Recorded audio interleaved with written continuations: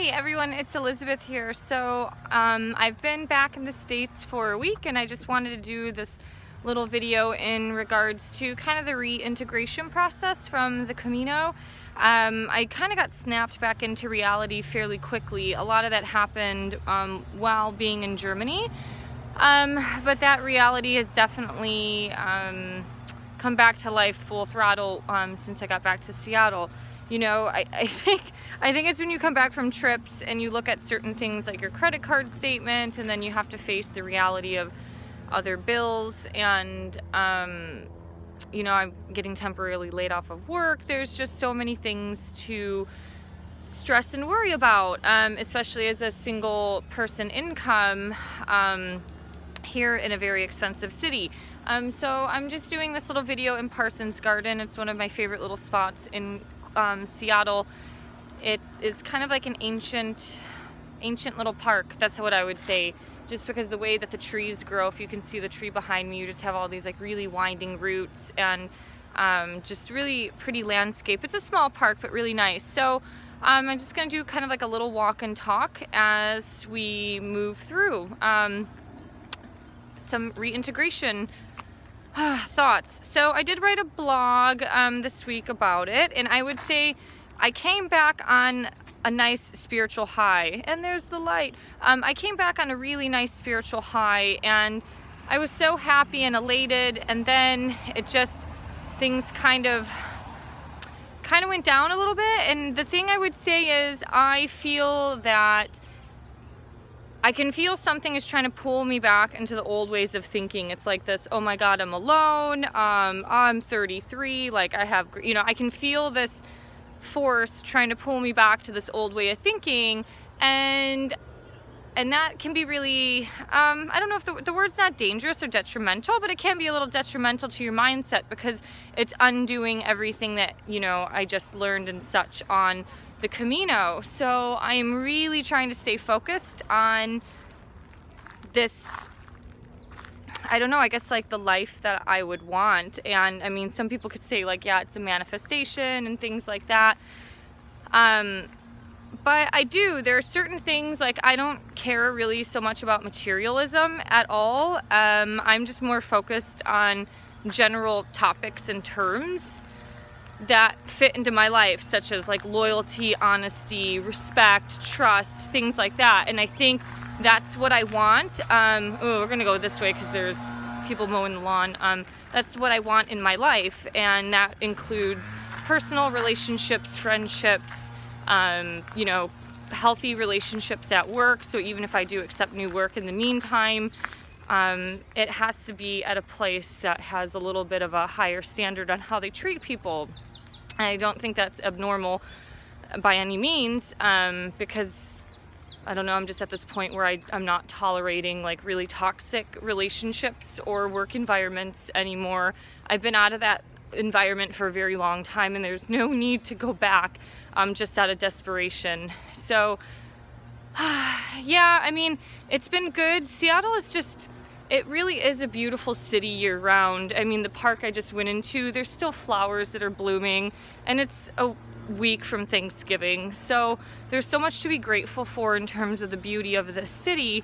You know, it's just, like even when I got off the Light Link in downtown and on the Westlake station, it's like the first thing that happened after the train station is like all I smelled was marijuana everywhere. And it's just really funny because I try to have such a balanced approach. Like plant-based medicine can be very beneficial for people who are, you know, going through a lot of pain or something like cancer. But then, you know, when you start doing it every day for certain reasons, a lot of times people tend to slip off or fall off the bandwagon and do stupid stuff. Anyways, yeah, I don't know. I guess it's like the reintegration process has been fine.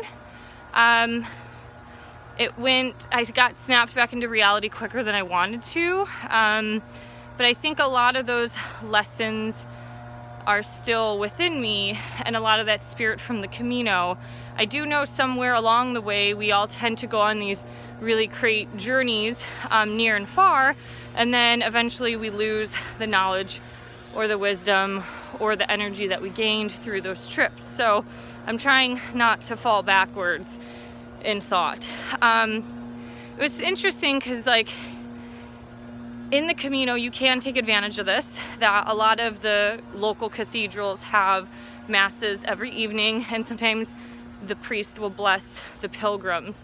And so I did go to a mass on the 11th of November on the 11th hour, so 11:11:11, and it kind of felt normal to me. Like, I'm not saying I'm going to be dedicating my life or anything to the church, but I don't know, I got to talk to like some younger people who were newer to the city, and they were just really nice, and I think that's what I'm looking for, is just like a new core group of friends who not only have similar values as I do, but that are just respectful to one another. And generally you find a good chunk of that in the Christian community, but not always.